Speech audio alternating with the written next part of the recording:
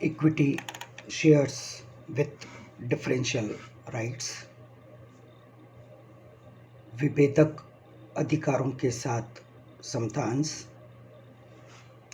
इस अध्याय के प्रथम भाग में आपका स्वागत है।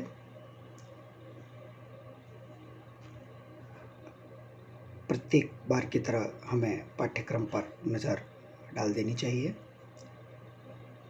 पाठ्यक्रम का ये भाग जो आपको स्क्रीन पर लाल स्याही में नज़र आ रहा है, हम इसका अध्ययन इस प्रथम भाग में प्रारंभ करने जा रहे हैं।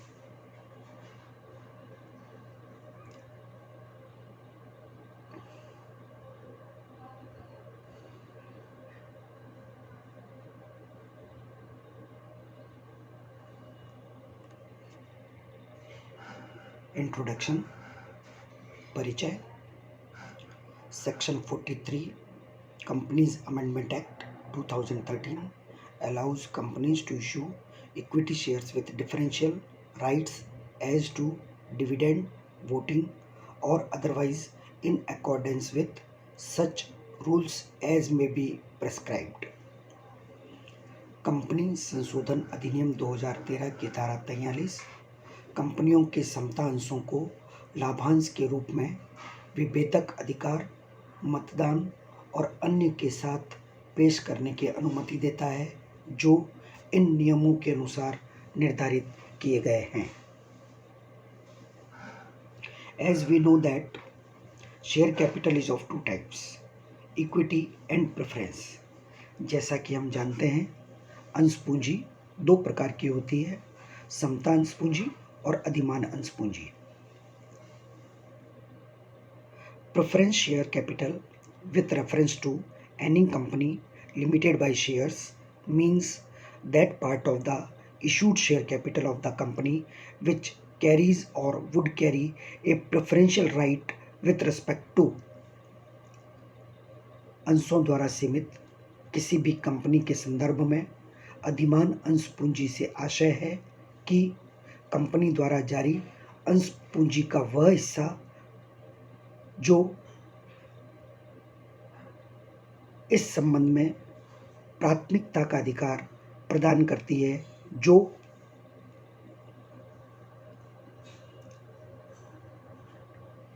Number 1 payment of dividend either as a fixed amount or an amount calculated at a fixed rate which may be either be free of or subject to income tax।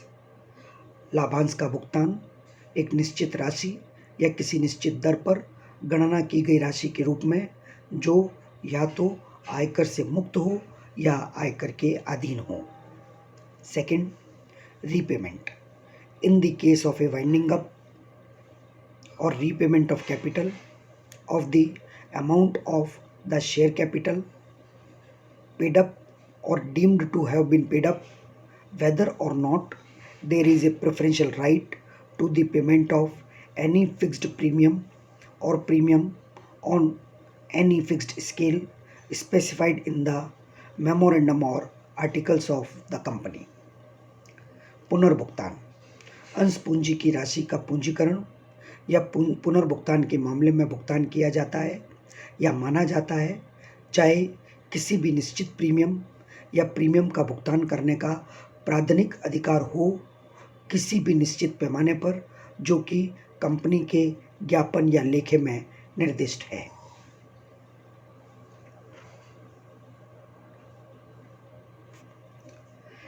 Section 43A of the Companies Act 2013 defines equity share capital to include of two types। Company अधिनियम 2013 की धारा 43A समता अंश पूंजी को दो प्रकार से विभाजित करती है।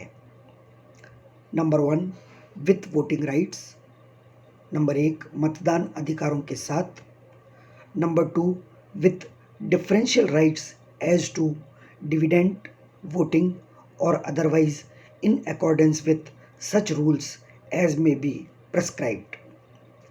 नंबर 2 लाभांश के रूप में विभेदक अधिकार के साथ, मतदान के विभेदक अधिकार के साथ या किसी अन्य विभेदक अधिकार के साथ ऐसे नियमों के अनुसार जो निर्धारित किया जा सके। Hence, इसलिए differentiation can be done by giving superior dividend, superior voting rights, diluted voting rights to a class of equity shareholders, समता अंशधारक के एक वर्ग को श्रेष्ठ लाभांश, बेहतर मतदान अधिकार या मतदान अधिकार देने के द्वारा भेदभाव किया जा सकता है।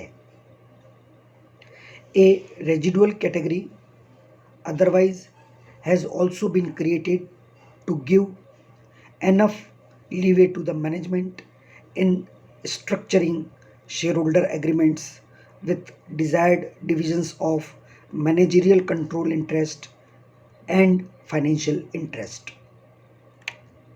एक अवशिष्ट श्रेणी अन्यथा भी प्रबंधकीय नियंत्रण और वित्तीय हित के वांछित विभाजनों के साथ अंशधारक समझौतों की संरचना में प्रबंधकों को पर्याप्त छूट देने के लिए बनाई गई है। It must be appreciated that preference shares are not issued with differential rights. It is only the equity shares which are issued। यह सराहनीय होना चाहिए कि अधिभान अंश विभेदक अधिकारों के साथ जारी नहीं किए जाते हैं। यह केवल समता अंशों पर लागू होने वाला नियम है कि समता अंश विभेदात्मक अधिकारों के साथ जारी किए जा सकते हैं।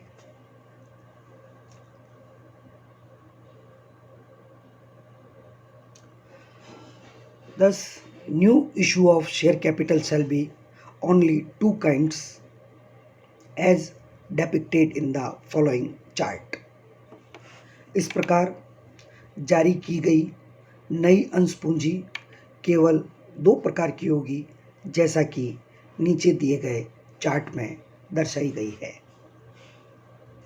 Two kinds of share capital, दो प्रकार की अंश पूंजी, इक्विटी शेयर कैपिटल समता अंश पूंजी, प्रेफरेंस शेयर कैपिटल अधिमान अंश पूंजी।